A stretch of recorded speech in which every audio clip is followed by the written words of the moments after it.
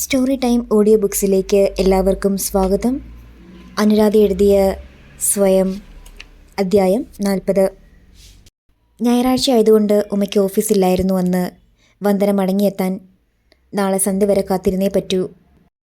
അത്രയും സമയം എങ്ങനെ തള്ളി നീക്കുമെന്ന ചിന്താക്കുഴപ്പത്തിലായിരുന്നു ഉമ്മ. ഇന്ന് രാവിലെ അവളും സഹയാത്രികരും കൂടി കന്യാകുമാരിയിലേക്ക് തിരിക്കും. ഇന്നവിടെ തങ്ങി നാളെ മടക്കയാത്ര. നാളെയും എന്തോ ചില ചെറിയ പരിപാടികളൊക്കെ പ്ലാൻ ചെയ്തിട്ടുള്ളതുകൊണ്ട് സന്ധ്യയ്ക്ക് അവരെ പ്രതീക്ഷിക്കേണ്ടു. വന്ദനയുടെ അഭാവമുണ്ടാക്കിയ ശൂന്യത അസഹനീയമായി തോന്നിയപ്പോൾ ഉമ്മ ആൽബം എടുത്ത് വെറുതെ മറിച്ചു നോക്കിക്കൊണ്ടിരുന്നു. അധികവും വന്ദനയുടെ ഫോട്ടോകളാണ് ആൽബത്തിൽ. പിന്നെ തുളസിയുടെയും അമ്മയുടെയും ചിത്രങ്ങളും, ഭൂതകാലത്തെക്കുറിച്ച് ഓർമ്മിപ്പിക്കുന്ന അനേകം ചിത്രങ്ങൾ. പിന്നിട്ട പാതകളിലെ കല്ലും മുള്ളും ചവിട്ടിക്കൊണ്ട് ഉമ്മയുടെ മനസ്സ് ബഹുദൂരം പിറകോട്ട് സഞ്ചരിച്ചു. എന്തൊക്കെ അനുഭവങ്ങൾ! പലതും തൻ്റെ ജീവിതയാനത്തെ കീഴ്മേൽ മറിക്കുന്നതായിരുന്നു. എന്നിട്ടും താൻ ആ വിഷമഘട്ടങ്ങളെയൊക്കെ തരണം ചെയ്തുവല്ലോ എന്നോർത്തപ്പോൾ ചാരിതാർത്ഥ്യം തോന്നി. നിമിഷങ്ങൾ മെല്ലെ കടന്നുപോയി. ഗേറ്റ് കടന്ന് വരുന്ന കാറിൻ്റെ ശബ്ദം ഉമ്മയെ ചിന്തയിൽ നിന്നും ഉണർത്തി. വിരുന്നുകാർ സുജാതയും ഭദ്രാമയുമായിരുന്നു. ഭദ്രാമ്മ ഉമ്മയുടെ ക്വാർട്ടേഴ്സിൽ വരുന്നത് ഇതാദ്യമായിട്ടായിരുന്നു. സുജാതയുടെ ചുമലിൽ ചാരി വളരെ പ്രയാസപ്പെട്ടാണ് അവർ ഉമ്മറപ്പടി കയറി അകത്തെത്തിയത്. ശരീരക്ഷീണം തന്നെയുണ്ടെങ്കിലും അവരുടെ മുഖം ആഹ്ലാദരേഖത്താൽ ദീപ്തമായിരുന്നു. കണ്ടപാടെ ഭദ്രാമ്മ ഉമ്മയെ തൻ്റെ ശരീരത്തോട് അണച്ചുപിടിച്ചു. ഉമ്മയെ മരുമകളായി സ്വീകരിക്കാൻ അവർക്ക് അത്രമാത്രം സന്തോഷമാണെന്ന് വ്യക്തമാക്കുന്നതായിരുന്നു ആ സ്നേഹോഷ്മളമായ പെരുമാറ്റം. ഉമ്മ അവരെ അകത്തേക്ക് ആനയിച്ചു. സുജാതയുടെ മുഖത്തും സംതൃപ്തിയുടെ ഒരു വേലിയേറ്റം തന്നെയുണ്ട്. അവരുടെ ഹൃദയംഗമായ അംഗീകാരം മനസ്സിലെ ആശങ്കകൾക്ക് ആശ്വാസമേകിയെങ്കിലും തനിക്ക് ഉൾക്കൊള്ളാനാകുന്നതിലും വേഗതയിൽ കാര്യങ്ങൾ മുൻപോട്ട് പോകുന്നതിൻ്റെ വേവലാതി അനുഭവപ്പെട്ടു ഉമ്മയ്ക്ക്.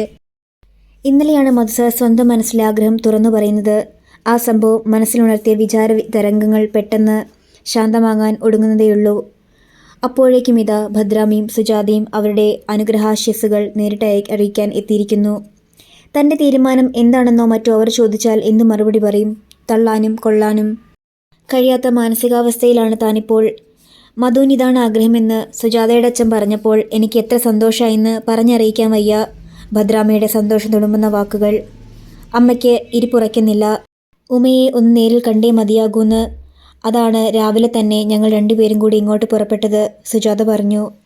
ഉമ്മറത്ത് ആരുടെയൊക്കെയോ സംസാരം കേട്ടതുകൊണ്ടാകാം ജാനുവുമായി അകത്തെ മുറിയിൽ നിന്നും കടന്നു വന്നു. ഇന്നലെ മധുസാർ ഏറെ നേരം തന്നോടൊപ്പം സംസാരിച്ചിരിക്കുന്നത് കണ്ടപ്പോൾ മുതൽ അവരിൽ എന്തൊക്കെയോ സംശയങ്ങൾ നാമ്പെടുത്തുവെന്ന് തോന്നുന്നു. മധുസാർ പോയതിനു ശേഷം ചിന്താമോഹിയായിരുന്ന തന്നോട് ഒക്കെ നന്നായി വരും എന്ന് 2-3 വാക്കുകൾ കൊണ്ട് അവർ തൻ്റെ അഭീഷ്ടം അറിയിച്ചിരുന്നു. ഭദ്രാമ്മയെയും സുജാതയെയും ഒരുമിച്ച് കണ്ടപ്പോൾ ജാനുവുമ്മയുടെ മുഖത്ത് അർത്ഥഗർഭമായ ചിരി. ഒരു വാക്ക് ഉരിയാടാനോ ഒന്ന് പുഞ്ചിരിക്കാനോ ഉള്ള ശ്രമത്തിൽ ഉമ്മ പരാജയപ്പെടുന്നത് കണ്ടപ്പോൾ രക്ഷകയെ എത്തിയത് ജാനുവുമ്മയാണ്.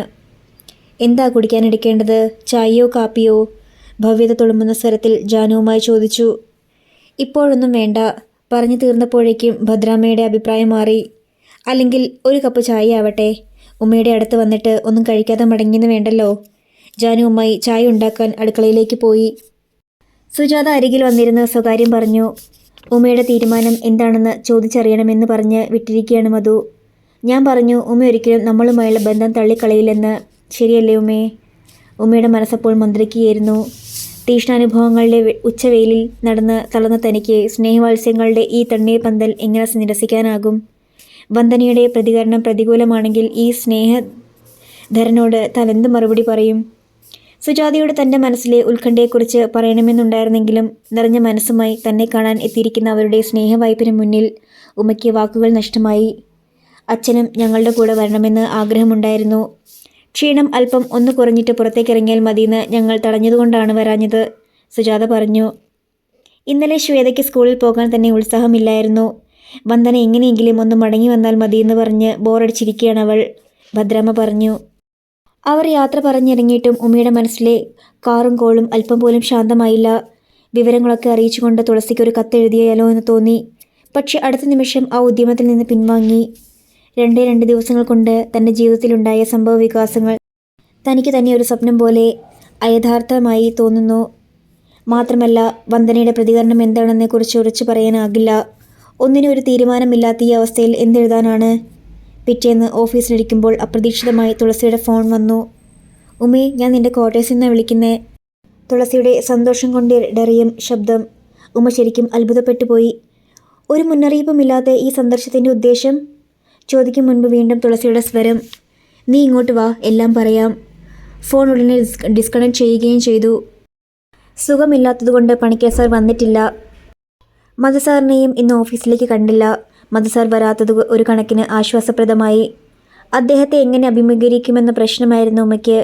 ചെയ്തു തീർക്കാൻ ധാരാളം ജോലികളുണ്ടായിരുന്നതുകൊണ്ട് ഇനി കുറച്ച് ലേറ്റായി വീട്ടിലേക്ക് മടങ്ങിയാൽ മതി എന്ന് തീരുമാനിച്ചിരിക്കുകയായിരുന്നു. അപ്പോഴാണ് തുളസി എത്തിയെന്നറിയുന്നത്. ഓഫീസ് സമയം അവസാനിക്കാൻ 1 മണിക്കൂർ മാത്രമേയുള്ളൂ. അപ്പോൾ തന്നെ ഓഫീസിൽ നിന്നിറങ്ങി.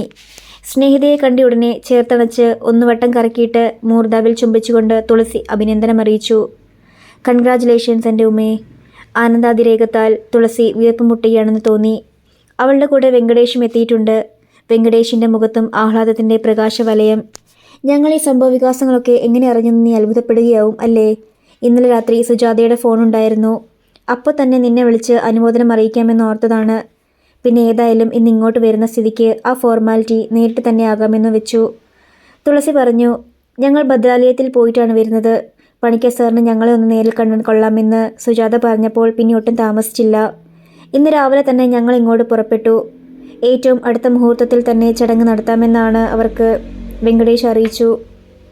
പക്ഷെ എനിക്ക് ഉമ്മയുടെ വാക്കുകൾ മുറിഞ്ഞു. എന്താ കാര്യം? നിന്റെ സംശയം ഇപ്പോഴും തീർന്നില്ലേ? തുളസിയുടെ സ്വരത്തിൽ അസഹനീയത തുളുമ്പി. ഉമ്മയുടെ മങ്ങിയ മുഖഭാവം ശ്രദ്ധിച്ചപ്പോൾ നിരാശയോടെ തുളസി പരിഭവിച്ചു. ഇവൾക്കിതെന്തു പറ്റി? സന്തോഷം കൊണ്ട് തുടുത്തുപോയ ഈ മുഖം ഒരു നോക്ക് കാണാനുള്ള മോഹവുമായാണ് ഞങ്ങൾ ഓടിക്കെത്തിച്ചെത്തിയത്. എന്നിട്ടോ?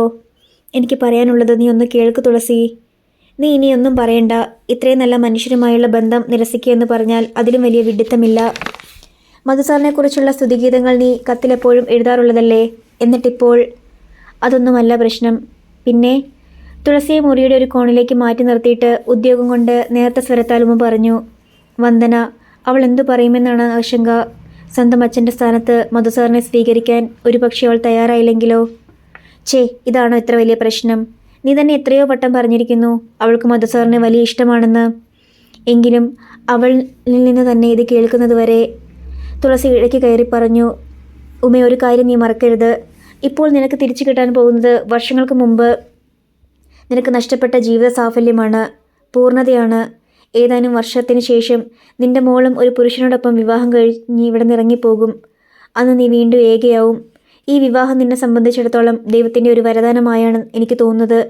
വന്ദനയ്ക്ക് നീയുണ്ട്. പക്ഷെ നിന്റെ മനസ്സിന് തൃപ്തിയാണെങ്കിൽ പിന്നെ ആരുടെ അഭിപ്രായവും പ്രശ്നമാക്കാതെ ധൈര്യപൂർവ്വം മുന്നോട്ട് പോകണമെന്ന് തന്നെയാണ് എൻ്റെ അഭിപ്രായം. യാത്ര പറയും മുൻപ് ഉമ്മയുടെ കൈ കവർന്നെടുത്ത് മുറുകെ പിടിച്ചുകൊണ്ട് സ്നേഹാർദ്ദമായ സ്വരത്തിൽ തുളസി പറഞ്ഞു. കോളേജിൽ പഠിച്ചിരുന്ന കാലത്ത് തൊട്ടതിനൊക്കെ പൊട്ടിച്ചിരിക്കുമായിരുന്ന നീ മനസ്സ് തുറന്നൊന്ന് ചിരിച്ചിട്ട് എത്ര നാളായി എൻ്റെ മോളെ?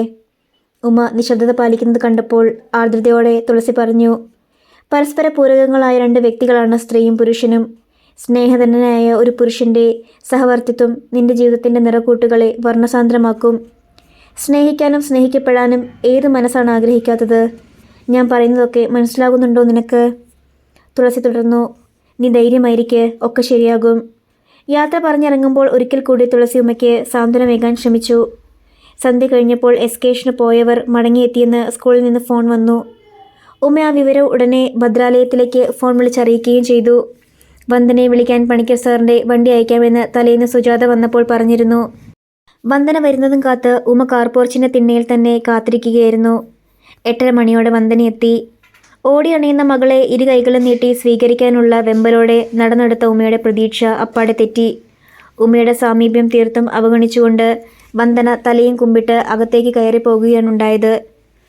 അവളുടെ പെരുമാറ്റത്തിൽ വന്നു ചേർന്ന ഈ മാറ്റം ഉമ്മയെ നടുക്കിക്കളഞ്ഞു. ഇവിടെ നിന്ന് എസ്കേഷന് പുറപ്പെടുമ്പോൾ തൻ്റെ ജീവിതത്തിൻ്റെ തന്നെ പ്രകാശമായ പുഞ്ചിരി സമ്മാനിച്ചുകൊണ്ട് തന്നോട് യാത്ര പറഞ്ഞിറങ്ങിയ തൻ്റെ മകൾക്ക് ഇതെന്ത് സംഭവിച്ചു?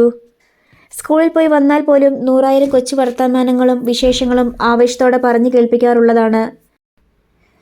3 ദിവസത്തെ വിനോദയാത്ര കഴിഞ്ഞെത്തിയിട്ട് തൻ്റെ മുഖത്തേക്ക് പോലും നോക്കാതെ അകത്തേക്ക് കയറിപ്പോയത് അവളുടെ ഈ മാറ്റം ഗൗരവമായ എന്തോ പ്രശ്നത്തിൻ്റെ പ്രതിഫലനമാണെന്നാണ് വേണം കരുതാൻ. ഏതായാലും അവളോട് നേരിട്ട് ചോദിക്കാൻ തന്നെ തീരുമാനിച്ചുകൊണ്ട് ഉമ്മ അകത്തേക്ക് നടന്നു. അകത്തെന്തോ ഊക്കോടെ വീഴുന്ന ശബ്ദം. ബെഡ്റൂമിലേക്ക് ചെന്നപ്പോൾ കട്ടിലിൽ തലയും കുമ്പിട്ട് പ്രതിമ പോലെ അനങ്ങാതിരിക്കുകയാണ് വന്ദന. മുറിയുടെ ഒരു കോണിൽ ചെരിഞ്ഞു വീണ് കിടക്കുന്ന ഷോൾഡർ ബാഗ്. അതെറിഞ്ഞു വീഴ്ത്തിയ ശബ്ദമാണ് താൻ അല്പം മുൻപേ കേട്ടത്. വന്ദനയുടെ കോപം കൊണ്ട് ജ്വലിക്കുന്ന മുഖം ശ്രദ്ധയിൽപ്പെട്ടത് അപ്പോഴാണ്. തൻ്റെ മുഖത്തേക്ക് ഒരിക്കൽ മാത്രം പാറി വീണ കണ്ണുകൾ നിറയെ അവജ്ഞതയും വെറുപ്പുമാണെന്ന് തോന്നി. സംഭാഷണത്തിന് തുടക്കം കുറിച്ചുകൊണ്ട് ഉമ ചോദിച്ചു, ട്രിപ്പ് എങ്ങനെയായിരുന്നു? ആ, കൊള്ളാം. നിസ്സംഗത നെള്ളിക്കുന്ന മറുപടി. എവിടെയൊക്കെ പോയി? എന്തൊക്കെ കണ്ടു? ഭാരത് കെമിക്കൽസിൽ. പിന്നെ എൻ്റെ അച്ഛനെ. ഒരാമുഖവും കൂടാതെ വന്ദന പറഞ്ഞു. അവളുടെ കത്തുന്ന കണ്ണുകളപ്പോൾ ഉമയുടെ മുഖഭാവം വിശകലനം ചെയ്യുകയായിരുന്നു. ഉമയുടെ നടുക്കം ശ്രദ്ധിക്കുമ്പോൾ ആ മുഖത്ത് ക്രൂരമായ സംതൃപ്തി തെളിയുന്നത് പോലെ. എൻ്റെ അച്ഛൻ മരിച്ചുവെന്ന് അമ്മ നുണ പറയുകയായിരുന്നു അല്ലേ? സൂചിമുനിയുടെ തീക്ഷ്ണതയുണ്ടായിരുന്നു ആ ചോദ്യത്തിന്. ഉമയ്ക്ക് മൗനം ഭജിക്കാനായില്ല. ശരീരത്തിലൂടെ അഗ്നിശലാഖ കടന്നുപോയതുപോലെ തൊണ്ട വരളുന്നു. കണ്ണുകൾക്കുള്ളിൽ അഗ്നിഗോളങ്ങൾ എരിയുന്നു. നഖശിഖാന്തം വിറകൊള്ളുകയാണ്. മസ്തിഷ്കത്തിൽ മാഞ്ഞു തുടങ്ങിയൊരു മുഖം, വിശ്വനാഥൻ്റെ മുഖം. ആ മുഖത്ത് അവസാനമായി കാണുമ്പോഴുള്ള അതേ വെറുപ്പും പുച്ഛവും കലർന്ന ഭാവം. വന്ദനയുടെ മുഖത്ത് ഇപ്പോൾ അതേ ഭാവമാണ്. നിന്ന, പരിഹാസം. ഞാൻ എൻ്റെ അച്ഛനെ കണ്ടു. അച്ഛനെല്ലാം പറഞ്ഞു. അമ്മ അച്ഛനെ ഉപേക്ഷിച്ച് കടന്നു കളഞ്ഞതാണെന്ന്. അച്ഛനെ അമ്മ ചതിക്കുകയായിരുന്നെന്ന്. പാവം എൻ്റെ അച്ഛൻ. വന്ദനയുടെ സ്വരം. ഭൂമി കാൽക്കീഴിൽ നിന്ന് തെന്നി മാറുന്നതുപോലെ തോന്നി ഉമ്മയ്ക്ക്. വന്ദനയിൽ നിന്ന് എന്നേക്കും മറച്ചു വയ്ക്കാൻ താൻ ആഗ്രഹിച്ച കാര്യം അവൾ അറിഞ്ഞിരിക്കുന്നു. അറിയുക മാത്രമല്ല, അവൾ അവളുടെ അച്ഛനെ നേരിൽ കണ്ടു, സംസാരിച്ചു. ആ അവസരം വിശ്വം ശരിക്കും വിനിയോഗിക്കുകയും ചെയ്തു. അല്ലെങ്കിൽ തൻ്റെ മകൾ ഇങ്ങനെ സംസാരിക്കുകയില്ലായിരുന്നല്ലോ. കിടക്കയിൽ കമിഴ്ന്നു കിടന്ന് ഏങ്ങലടിച്ച് കരയുകയാണ് വന്ദന. അല്പം മുൻപ് പ്രകടിപ്പിച്ച ധൈര്യവും ശൗര്യവുമൊക്കെ പമ്പ് കടന്നിരിക്കുന്നു. പാപം, അവളുടെ പിഞ്ച് മനസ്സിന് താങ്ങാനാവുന്നതിലധികം സങ്കീർണമായ പ്രശ്നത്തിൻ്റെ മുന്നിലാണ് അവളിപ്പോൾ. അവളുടെ മനസ്സാകെ കുഴഞ്ഞു മറിഞ്ഞിരിക്കുകയും കൂടാതെ യാത്രാക്ഷീണവും. വന്ദനയെ മോളെ. ഉമ അവളുടെ ചുമലിൽ തഴുകിക്കൊണ്ട് വാത്സല്യത്തോടെ വിളിച്ചു. വന്ദന ഉമയുടെ കൈതട്ടി മാറ്റി വീണ്ടും മുഖം മറിച്ച് കിടന്നുകൊണ്ട് തേങ്ങി. ഇപ്പോൾ കൂടുതലൊന്നും അവളോട് പറഞ്ഞിട്ട് ഫലമില്ലെന്ന് തോന്നി ഉമയ്ക്ക്. ആഹാരം കഴിച്ച് അവൾ നല്ലപോലെ ഉറങ്ങട്ടെ. നാളെ സാവകാശത്തിൽ പൂർവ്വകഥകളെല്ലാം അവളോട് പറയണം. അപ്പോൾ ആ മനസ്സിലെ തെറ്റിദ്ധാരണകളെല്ലാം അസ്തമിക്കുന്നുവെന്ന് പ്രത്യാശിക്കാം. ഊണ് വിളമ്പി വെച്ചിട്ടുണ്ട്. ജാനുഅമ്മായിയുടെ സ്വരം. വന്ദനയുടെ തളർന്ന കിടപ്പ് കണ്ടപ്പോൾ അമ്മായിക്ക് ആശങ്കയായി. എന്തു പറ്റി മോൾക്ക്? ഒന്നുമില്ലെന്ന് ഉമ ആംഗ്യഭാഷയിൽ അറിയിച്ചു. മോളെ, ഊണ് കഴിക്കണ്ടേ? മോൾക്ക് ഇഷ്ടമുള്ള അവിയൽ ഉണ്ടാക്കിയിട്ടുണ്ട് അമ്മായി. എനിക്ക് വേണ്ട. വന്ദനയുടെ പരിക്കൻ മറുപടി കേട്ടപ്പോൾ അമ്മായിയുടെ മുഖത്ത് അമ്പരപ്പ്. ഉമ അവരുടെ കൈപിടിച്ച് പുറത്തേക്ക് കൊണ്ടുവന്നു. സാരമില്ല, നാളത്തേക്ക് എല്ലാം ശരിയാവും. എന്തു പറ്റി മോൾക്ക്? തലവേദനയുണ്ടോ? അമ്മായി വരൂ. ഉമ അവരെ അടുക്കള ഭാഗത്ത് കൊണ്ടുപോയി നിർത്തിയിട്ട് പതിഞ്ഞ സ്വരത്തിൽ പറഞ്ഞു. തലവേദനയൊന്നുമല്ല പ്രശ്നം. അവളുടെ അച്ഛനെ കണ്ടു. എൻ്റെ ഈശ്വര! ജാനുഅമ്മായി തലയിൽ കൈവച്ചുകൊണ്ട് കേണു. ഇനി നമ്മൾ എന്ത് ചെയ്യും കുട്ടി? അച്ഛൻ്റെ ഫോട്ടോ കണ്ടാൽ തന്നെ മോൾക്ക് ഊണും ഉറക്കവും വേണ്ടെന്ന പോലെയാണ്. അപ്പോൾ നേരിൽ കാണുക കൂടി ചെയ്താൽ? ജാനുഅമ്മയുടെ പരിദേവനം കേട്ടപ്പോൾ അവശേഷിച്ച ആത്മവിശ്വാസം പോലും ചോർന്നു പോകുന്നത് പോലെ തോന്നി ഉമ്മയ്ക്ക്. അമ്മായി പറയുന്നത് അക്ഷരം പ്രതി ശരിയാണ്. സ്വന്തം അച്ഛനെ ഫോട്ടോയിലൂടെ മാത്രം കണ്ട് തൃപ്തിയടയേണ്ടി വന്ന തൻ്റെ മകൾക്ക് അച്ഛൻ്റെ സാമീപ്യം സാക്ഷാത്കരിക്കപ്പെടാത്ത ഒരു മോഹന സ്വപ്നമായിരുന്നു. ഒരിക്കലും ആസ്വദിക്കാനാകാത്ത വാത്സല്യാമൃതമായിരുന്നു. ഇപ്പോഴിതാ അച്ഛനെ അവൾ നേരിൽ കണ്ടിരിക്കുന്നു. അമ്മയാൽ പരിത്യജിക്കപ്പെട്ടവനെന്ന് അവൾ വിശ്വസിക്കുന്ന നിസ്സഹായനായ അച്ഛൻ അവളിൽ സഹതാപമുണർത്തിയിരിക്കുന്നു. അതിനവളെ പഴി പറഞ്ഞിട്ട് കാര്യമില്ല. അച്ഛൻ്റെ വാക്കുകളിൽ ഒളിഞ്ഞിരിക്കുന്ന കാപട്യവും ചതിയും ഒന്നും മനസ്സിലാക്കാനുള്ള പ്രായം അവൾക്കായിട്ടില്ല. എന്തും അപ്പാടെ വിശ്വസിക്കുന്ന നിഷ്കളങ്കതയാണ് ആ മനസ്സിൽ നിറയെ. വിശ്വത്തിനെ അവൾക്ക് എങ്ങനെ മനസ്സിലായി? ഇതുവരെ അവൾ അയാളെ കണ്ടിട്ടില്ലല്ലോ. ജാനുഅമ്മയുടെ ഉത്കണ്ഠാകുലമായ സ്വരം. വിശ്വത്തിൻ്റെ ചിത്രം അവൾ കുഞ്ഞുനാൾ മുതൽ കാണുന്നതല്ലേ. അച്ഛൻ്റെ മുഖം അവളുടെ മനസ്സിൽ പതിഞ്ഞു കാണും. ഒറ്റ നോട്ടത്തിൽ തന്നെ അവൾ അച്ഛനെ തിരിഞ്ഞറിഞ്ഞിട്ടുണ്ടാകണം. അത് ശരിയാണ്. ഇതുവരെ അച്ഛൻ അന്വേഷിച്ച് വന്നില്ലല്ലോ എന്ന ദുഃഖം അതിനുണ്ടാവാതിരിക്കുമോ? പാവം. ഏതായാലും ഇന്ന് അവൾ വിശ്രമിക്കട്ടെ. നാളെ ഞാൻ അവളോട് എല്ലാം വിശദമായി സംസാരിക്കാം. അത്താഴം കഴിക്കാനായിരുന്നെങ്കിലും ഉമ്മയ്ക്കൊന്നും രുചി തോന്നിയില്ല.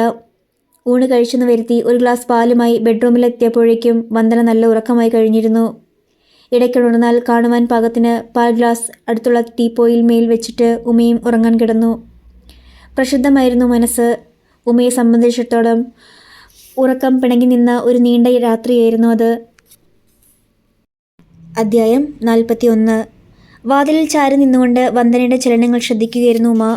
3-4 ദിവസങ്ങൾ കൊണ്ട് അവൾ എത്ര മാറിപ്പോയി. സാധാരണഗതിയിൽ ഈ സമയത്തിനിടയ്ക്ക് 100 വട്ടമെങ്കിലും അമ്മയെന്ന് വിളിച്ചുകൂവി അവൾ ഓരോരോ ആവശ്യങ്ങൾ ഉന്നയിച്ചു കഴിഞ്ഞിരിക്കും. പക്ഷേ ഇന്ന് താൻ എന്ന മനുഷ്യജീവി സമീപത്തുണ്ടെന്ന് പോലും ഭാവിക്കുന്നില്ല. അലമാര തുറക്കുന്നു. സ്കൂളിൽ പോകുമ്പോൾ ധരിക്കാനുള്ള യൂണിഫോം എടുക്കുന്നു. പുസ്തകങ്ങൾ സ്കൂൾ ബാഗിൽ കുത്തി നിറയ്ക്കുന്നു. തന്നോട് തികഞ്ഞ അവഗണന. ഒന്നിലും തൻ്റെ സഹായം അവൾക്ക് ആവശ്യമില്ലെന്ന പരോക്ഷമായ പ്രഖ്യാപനം. വന്ദനയുടെ ഓരോ ചലനങ്ങളും ശ്രദ്ധിക്കുമ്പോൾ മനസ്സിൽ 1000 കടന്നലുകൾ കുത്തുന്നത് പോലുള്ള വേദന തോന്നി. അവളെ പിടിച്ചിരുത്തി തൻ്റെ മനസ്സിൽ തള്ളിത്തിരക്കി. വരുന്നതെല്ലാം ഒറ്റ ശ്വാസിൽ പറഞ്ഞു കേൾപ്പിക്കാൻ ഒരു ആവേശം തന്നെ ഉണ്ടായി. പക്ഷേ അതിനുള്ള സാവകാശം ഇപ്പോഴില്ല. അവൾക്ക് സ്കൂളിൽ പോകാൻ സമയമായി. തനിക്ക് ഓഫീസിലേക്കും വൈകുന്നേരം തിരിച്ചു വന്നിട്ട് വേണം അവളോടെല്ലാം വിശദമായി സംസാരിക്കാൻ. എന്നിട്ടും അവളുടെ മനസ്സ് മാറിയില്ലെങ്കിൽ ഒരിക്കലും അങ്ങനെ സംഭവിക്കാതിരിക്കട്ടെ എന്ന് പ്രാർത്ഥിക്കാനല്ലാതെ കൂടുതൽ ആലോചിക്കാനൊന്നും തനിക്ക് ശക്തിയില്ല. ജാനുവുമായി വന്ന് ബ്രേക്ക്ഫാസ്റ്റ് കഴിക്കാൻ വിളിച്ചപ്പോൾ മനസ്സോടെയാണ് അവൾ ഊണുമേശയ്ക്ക് മുന്നിലിരുന്നത്. അല്പം എന്തോ നുള്ളിപ്പെറുക്കി തിന്നിട്ട് എഴുന്നേറ്റ് പോവുകയും ചെയ്തു. യാത്ര പോലും പറയാതെ തൻ്റെ മകൾ ഇറങ്ങിപ്പോകുന്നത് ദുഃഖം കടിച്ചമർത്തിക്കൊണ്ട് ഉമ്മ നിശബ്ദയെ നോക്കി നിന്നു. ഓഫീസിലെത്തിയത് തളർന്ന മനസ്സോടെയാണ്. ഓഫീസ് ഫയലുകൾ പലതും നിരീക്ഷണത്തിനായി മേശമേൽ കാത്തുകിടപ്പുണ്ട്. ഏറ്റവും അടിയന്തരമായി പരിശോധിക്കേണ്ട ഫയൽ എടുത്ത് നിവർത്തിയെങ്കിലും അതിലല്പം പോലും ശ്രദ്ധ പതിപ്പിക്കാനായില്ല. അക്ഷരങ്ങൾക്ക് പകരം കണ്ണിൽ തെളിയുന്നത് വന്ദനയുടെ മുഖമാണ്. അവളുടെ തീക്ഷ്ണ നയനങ്ങളിലെ വിദ്വേഷം തന്നെ നിരന്തരം വേട്ടയാടുകയാണ്. വയ്യ, ഈ ആത്മവേദന താങ്ങാനാകുന്നില്ല. തല വിങ്ങി വേദനിക്കാൻ തുടങ്ങിയപ്പോൾ ഉമ്മ ഫയൽ അടച്ച് മേശപ്പുറത്ത് വെച്ചിട്ട് എഴുന്നേറ്റു. ഓഫീസിലിരുന്നിട്ട് പ്രത്യേകിച്ച് കാര്യമൊന്നുമില്ല. കലങ്ങി മറിഞ്ഞ മനസ്സിന് ഏകാഗ്രത തീർത്ത് നഷ്ടപ്പെട്ടിരിക്കുന്നു. ഉച്ചയ്ക്ക് മുൻപ് തന്നെ ക്വാർട്ടേഴ്സിലേക്ക് മടങ്ങി ചെന്നപ്പോൾ ജാനുവുമായി ഉത്കണ്ഠാകുലയായി. എന്താ കുട്ടി നേരത്തെ വന്നത്? എന്തു പറ്റി? ഒന്നുമില്ല, ഒരു ചെറിയ തലവേദന. ഊണ് കഴിച്ച് കുറച്ചുറങ്ങിക്കോളൂ. ഊണ് വേണ്ട അമ്മായി, ഒരു കപ്പ് കാപ്പി മതി. കാപ്പിയോടൊപ്പം തലവേദനയ്ക്കുള്ള ഒരു ഗുളികയും വിഴുങ്ങി. ഉമ്മ കിടക്കയിൽ അഭയം തേടി. അല്പം കഴിഞ്ഞപ്പോൾ തലവേദനയ്ക്ക് ആശ്വാസം കിട്ടി. പക്ഷേ മനസ്സിൻ്റെ വേദന, അതിന് മരുന്നില്ലല്ലോ. ഹൃദയത്തിലെ നെരിപ്പോട് പുകഞ്ഞുകൊണ്ടേയിരുന്നു. പഴയ കാര്യങ്ങൾ പലതും ഓർമ്മയിലേക്ക് ഓടിയെത്തി. സുശീല ടീച്ചർ പറയാനുള്ളതെല്ലാം എത്ര ശരി. ഒഴുക്കിനെതിരെയുള്ള ഈ പ്രയാണത്തിൽ എന്തെല്ലാം വെല്ലുവിളികളാണ് നേരിടേണ്ടി വന്നത്. ഇപ്പോൾ ഇതാ താൻ പെറ്റു വളർത്തിയ മകൾ പോലും തൻ്റെ നേരെ വിരൽ ചൂണ്ടുകയാണ്. ചെയ്യാത്ത തെറ്റിന് പഴി ചുമത്തപ്പെടുന്നത് ജീവിതത്തിൽ ആദ്യമായിട്ടല്ലെങ്കിലും അത് വന്ദനയിൽ നിന്നുമാകുമ്പോൾ അസഹ്യമായ ആത്മനൊമ്പരം ഉളവാക്കുന്നു. തുളസിയോ സുശീല ടീച്ചറോ തനിക്കല്പം ധൈര്യം പകർന്നു തരാൻ അരികിലുണ്ടായിരുന്നെങ്കിലെന്ന് ആശിച്ചു പോവുകയാണ്. നിമിഷങ്ങൾ കടന്നുപോയപ്പോൾ പരീക്ഷീണമായ മനസ്സ് മെല്ലെ ഒരു മയക്കത്തിലേക്ക് ആണ്ടുപോയി. സമയം എത്രയെന്നറിയില്ല. ഉണർന്നത് എന്തൊക്കെയോ നിലം പതിക്കുന്ന ശബ്ദകോലാഹലങ്ങൾ കേട്ടുകൊണ്ടാണ്. കണ്ണു തുറന്നപ്പോൾ മുറിയിൽ വന്ദനയുണ്ട്. സ്റ്റീൽ അലമാരി തുറന്ന് അടുക്കി വെച്ചിരിക്കുന്ന തുണികളൊക്കെ വാരി വലിച്ച് പുറത്തിടുകയാണവൾ. ഓരോ ചലനത്തിലും അക്ഷമയുടെ അതിപ്രസരം. സ്കൂളിൽ നിന്ന് ശ്വേതയുടെ കൂടെയാണ് വന്ദന മടങ്ങുക. ഭദ്രാലയത്തിൽ ചെന്ന് കുറച്ചു നേരം അവിടെ തങ്ങിയിട്ടേ അവൾ ക്വാർട്ടേഴ്സിലേക്ക് എത്താറുള്ളൂ. പക്ഷേ ഇന്ന് അവൾ സ്കൂൾ ബസ്സിൽ നേരെ ഇങ്ങോട്ട് വന്നു കാണും. എന്താണാവോ അവൾ അന്വേഷിക്കുന്നത്? എൻ്റെ അച്ഛൻ്റെ ഫോട്ടോ എവിടെ? ആധികാരികവും കർക്കശവുമായ സ്വരവും ഭാവവും ഉമ്മയുടെ ക്ഷമ നശിപ്പിച്ചു. പരുഷ സ്വരത്തിൽ ഉമ്മ പറഞ്ഞു, ആവോ എനിക്കറിയില്ല. അതിന് അമ്മയ്ക്ക് ആവശ്യമില്ലല്ലോ. അമ്മയ്ക്ക് മധുവങ്കളുണ്ടല്ലോ. എല്ലാം ശ്വേത ചേച്ചി പറഞ്ഞു. പക്ഷെ ഒരു കാര്യം, എനിക്കിതൊന്നും ഇഷ്ടമല്ല, പറഞ്ഞേക്കാം. അടുത്ത നിമിഷം അലമാരി ഊക്കോടെ വലിച്ചടച്ച് ആ മുറിയിൽ നിന്ന് വന്ദന ഇറങ്ങിപ്പോയി. വറച്ചട്ടിയിൽ നിന്ന് എരുതിയിൽ വീണതുപോലുള്ള അവസ്ഥ. ഒരു പ്രശ്നത്തിന് പരിഹാരം തേടും മുൻപേ അതിലും സങ്കീർണവും കഠിനവുമായ മറ്റൊരു പ്രശ്നമാണ് മുന്നിൽ. ശ്വേതയ്ക്കും വന്ദനയ്ക്കും സ്കൂളിലേക്കുള്ള ഉച്ചഭക്ഷണം ഭദ്രാലയത്തിൽ നിന്നാണ് കൊടുത്തയക്കാറുള്ളത്. താനും കളിത്തോഴിയുമായ വന്ദനയും ബന്ധുക്കളായി തീരുവാൻ പോകുകയാണെന്നറിഞ്ഞപ്പോൾ ശ്വേത സന്തോഷം കൊണ്ട് മതിമറന്നിട്ടുണ്ടാകും. അതറിയുമ്പോൾ വന്ദനയും ആനന്ദം കൊണ്ട് തുള്ളിച്ചാടി പോകുമെന്നാകും ശ്വേത പ്രതീക്ഷിച്ചുണ്ടാകുക. അതുകൊണ്ടായിരിക്കാം തമ്മിൽ കണ്ടുമുട്ടിയ ആദ്യ അവസരത്തിൽ തന്നെ ശ്വേത ആ വിശേഷ വാർത്ത വന്ദനയെ അറിയിച്ചത്. എന്നാൽ സംഭവിച്ചതോ മറിച്ചും. വന്ദനയുടെ തെറ്റിദ്ധാരണകളെ ഊട്ടി വളർത്താൻ സഹായമാകുന്ന വാർത്തയാണ് അവളിപ്പോൾ കേട്ടിരിക്കുന്നത്. കഴിഞ്ഞകാല സംഭവങ്ങൾ പറഞ്ഞു കേൾപ്പിക്കാൻ ശ്രമിച്ചാൽ തന്നെ അതവൾ വിശ്വസിക്കണമെന്നില്ല. വിഷത്തിനെ പറ്റിയുള്ള ആരോപണങ്ങൾ തൻ്റെ സ്വാർത്ഥ താല്പര്യങ്ങൾക്ക് വേണ്ടിയുള്ള ന്യായീകരണമാണെന്ന് അവൾ വ്യാഖ്യാനിച്ചു എന്ന് വരാം. ഏറ്റവും പ്രിയപ്പെട്ട സ്വന്തം അമ്മയുടെ പ്രതിച്ഛായയിൽ അവൾ കണ്ടെത്തിയ വൈകല്യം അവളുടെ ഇളം മനസ്സിനെ വല്ലാതെ ഒലിച്ചു കാണും. പ്രക്ഷുബ്ധമായ ആ മനസ്സ് അല്പം ശാന്തമാകുന്നതുവരെ അവളുടെ പിണക്കമൊക്കെ ക്ഷമയോടെ സഹിച്ചേ മതിയാകൂ. അവളും താനുമായി ഇപ്പോഴുള്ള ബന്ധം വളരെ സൂക്ഷ്മമായി കൈകാര്യം ചെയ്യേണ്ട സമസ്യയായി മാറിയിരിക്കുകയാണ്. ചെറിയൊരു പിഴവ് വന്നാൽ മതി അവൾ എന്നേക്കുമായി തന്നെ വെറുക്കാൻ. അവളുടെ സ്നേഹം നഷ്ടമായാൽ തൻ്റെ ഹൃദയം തകർന്നു പോകും. അവളുടെ മനസ്സ് നോവിച്ചുകൊണ്ടുള്ള യാതൊരു സൗഭാഗ്യവും തനിക്ക് ആവശ്യമില്ല. ഉമ്മ എഴുന്നേറ്റ് നിലത്ത് ചിതറിക്കിടന്നിരുന്ന തുണികൾ അലമാരിയുടെ തട്ടിൽ വീണ്ടും അടുക്കാൻ തുടങ്ങി. ഒരു മൂലയിലേക്ക് നീങ്ങിക്കിടന്നിരുന്ന വിശ്വത്തിൻ്റെ ഫോട്ടോ ശ്രദ്ധയിൽപ്പെട്ടത് അപ്പോഴാണ്. അതെടുത്ത് വന്ദനയുടെ എഴുത്തുമേശമേൽ അവൾ കാണത്തക്ക വിധം കൊണ്ടുപോയി വെച്ചു. വിരുന്ന മുറിയിൽ നിന്നും ഫോൺ ശബ്ദിച്ചു. എടുത്തപ്പോൾ സുജാത. ഹലോ, ഉമയല്ലേ? അതെ. ശ്വേതയുടെ കൂടെ ഇന്ന് വന്ദനയെ കണ്ടില്ല, അതുകൊണ്ട് വിളിച്ചതാ. അവൾ അവിടെയുണ്ടോ? ഉണ്ട്. സ്കൂൾ ബസ്സിൽ അവൾ നേരെ ഇങ്ങോട്ട് പോന്നു. അവളുടെ എക്സ്കേർഷൻ്റെ വിശേഷങ്ങളൊക്കെ അറിയാൻ കാത്തിരിക്കുകയാണ് ഞങ്ങൾ. ഇന്നെന്താ അവൾ ഇങ്ങോട്ട് വരാഞ്ഞത്? എന്താണ് മറുപടി പറയേണ്ടെന്നറിയാതെ ഉമ്മ വലഞ്ഞു. സുജാതയുടെ സ്വരം വീണ്ടും. മധു പറഞ്ഞു അവൾ യാത്ര പോയപ്പോൾ ക്യാമറയിട്ടിരുന്ന ഫിലിം ഇങ്ങോട്ട് എത്തിച്ചാൽ വാഷ് ചെയ്യാൻ കൊടുക്കാമായിരുന്നെന്ന്. ശരി, കൊടുത്തയക്കാം. ഉമ്മയെയും 2 ദിവസമായി കാണുന്നില്ലല്ലോ. വരാം, ഒറ്റ വാക്കിൽ മറുപടി പറഞ്ഞു. പതിവുള്ള വാചാലതയുടെ അഭാവം സുജാതയെ അസ്വസ്ഥയാക്കിയെന്ന് തോന്നുന്നു. ഏതാനും നിമിഷത്തേക്ക് നിശബ്ദത. പിന്നീട് സുജാതയുടെ സ്വരം. ശ്വേത പറയുകയായിരുന്നു വന്ദന ഇന്ന് ശരിക്കും ആഹാരം പോലും കഴിച്ചില്ലെന്ന്. അവളുടെ മുഖമൊക്കെ വല്ലാതിരിക്കുന്നുവെന്ന്. യാത്രാക്ഷീണം കൊണ്ടായിരിക്കുമല്ലേ? വീണ്ടും ഉമ്മയ്ക്ക് ഉത്തരം മുട്ടിപ്പോയി. ഇവിടെ അച്ഛനും അമ്മയും കൂടി ചടങ്ങിന് ആരൊക്കെ ക്ഷണിക്കണമെന്നൊക്കെയുള്ള ഡിസ്കഷനിലാണിപ്പോഴും. ഫോണിലൂടെ സുജാതയുടെ സന്തോഷം നിറഞ്ഞ ചിരി കേട്ടു. അപ്പോൾ നാളെ കാണാം. സുജാത സംഭാഷണം അവസാനിച്ചിട്ടും കയ്യിൽ ഫോണുമായി നിശ്ചലയായി നിൽക്കുകയായിരുന്നു ഉമ്മ. 2 ദിവസമായി വന്ദനയെക്കുറിച്ച് മാത്രമേ ചിന്തിച്ചിരുന്നുള്ളൂ. മധുസാർ എല്ലാ അപ്രധാനങ്ങളും അപ്രസക്തങ്ങളായി തീർന്നിരിക്കുകയായിരുന്നു. സുജാതയുടെ വാക്കുകൾ അതേക്കുറിച്ച് വീണ്ടും ഓർമ്മിച്ചു. താനിപ്പോൾ അഭിമുഖീകരിക്കുന്ന പ്രശ്നം എത്രയും വേഗം സുജാതയെ അറിയിക്കണം. മധുസാറുമായുള്ള ബന്ധം വന്ദനയ്ക്ക് സ്വീകാര്യമല്ലാത്തിടത്തോളം കാലം അനുകൂലമായൊരു തീരുമാനമെടുക്കാൻ തനിക്കുമാകില്ല. പക്ഷേ ഇതെങ്ങനെ സ്നേഹധനരായ അവരുടെ മുഖത്ത് നോക്കി പറയും?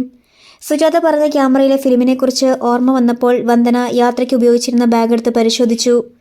ക്യാമറ അതിലുണ്ടായിരുന്നു. പക്ഷേ ഫിലിം റോൾ അതിൽ നിന്ന് മാറ്റിയിരിക്കുന്നു. മറിയച്ചെടുത്തിക്ക് അടക്കം എല്ലാവരും സമ്മാനം വാങ്ങിക്കൊണ്ടു വന്നുമെന്നാണ് അവൾ പുറപ്പെടും മുൻപ് പറഞ്ഞിരുന്നത്. ഉമ്മ ബാഗിൽ നിന്ന് സാധനങ്ങളൊക്കെ ഒന്നൊന്നായി പുറത്തെടുത്തു.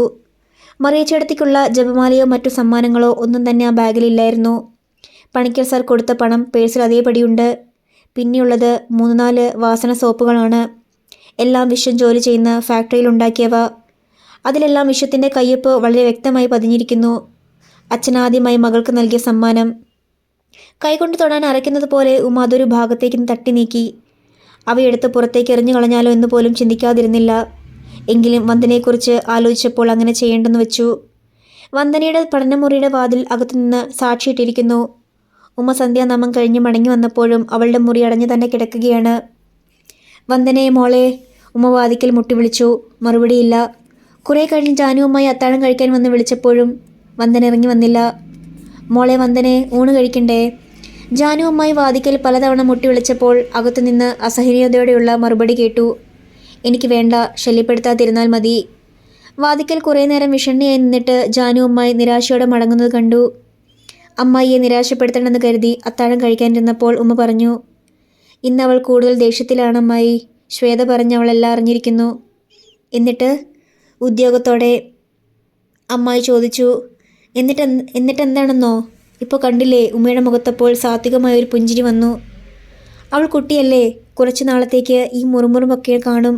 പിന്നെ സാവധാനത്തിലൊക്കെ ശരിയാവും. ഇല്ലമ്മായി, അവളുടെ പൂർണ്ണ സമ്മതമില്ലാതെ എനിക്കൊന്നിനുമാവില്ല. കയറി വന്ന മഹാഭാഗ്യം ഇല്ലാതാക്കല്ലേ മോളെ. അത്രേ അമ്മായിക്ക് പറയാനുള്ളൂ. അവർക്കിടയിൽ നിശബ്ദത കടന്നു വന്നു. ഉമ്മ കിടപ്പുമുറിയിലേക്ക് ചെന്നപ്പോഴും വന്ദന അവിടെ ഉണ്ടായിരുന്നില്ല. സ്റ്റഡി റൂമിൻ്റെ വാതിൽ അടഞ്ഞു തന്നെ കിടക്കുന്നു. ഏതാനും തവണ വാതിക്കൽ മുട്ടി, അനക്കമില്ല. അകത്ത് താക്കോൽ പഴുതിലൂടെ നോക്കി. വന്ദന സോഫയിൽ കിടന്നുറങ്ങുന്നു. എന്നും തൻ്റെ ഒപ്പം ഉറങ്ങാറുള്ള അവൾ ഇന്ന് ആ പതിവും ഉപേക്ഷിച്ചിരിക്കുന്നു. താനും അവളും തമ്മിലുള്ള അകലം അനുനിമിഷം വർദ്ധിക്കുകയാണ്. കനം തൂങ്ങുന്ന മനസ്സുമായി ബെഡ്റൂമിലെത്തിയപ്പോൾ സോപ്പിൻ്റെ റാപ്പറുകളിൽ മേലുള്ള വിശ്വത്തിൻ്റെ കയ്യൊപ്പിലെ അക്ഷരങ്ങൾ തന്നെ നോക്കി പല്ലിളിക്കുന്നത് പോലെ തോന്നി ഉമ്മയ്ക്ക്. അടുത്ത അധ്യായം നാളെ.